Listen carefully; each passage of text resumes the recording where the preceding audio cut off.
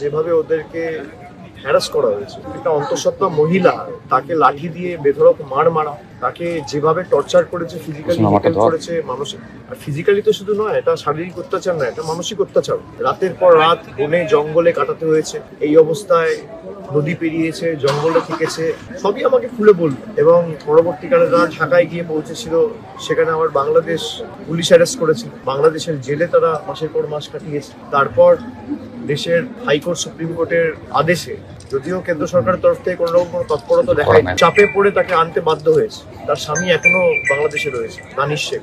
যেভাবে যে কষ্টের মধ্যে দিয়ে গত 7-8 মাস সে কাটিয়েছে, আমি মনে করি এটা চিন্তা করাই খুব কষ্টের। ওর মা আমাকে অনুরোধ করেছে যে বাচ্চাটার নাম রাখার জন্য। আমি প্রথমে ওদেরকে অনুরোধ করলাম যে আপনারা যে প্রতিকূলতা সমস্যার মধ্যে দিয়ে গেছেন, আপনাদেরই উচিত বাচ্চাটার নাম রাখা।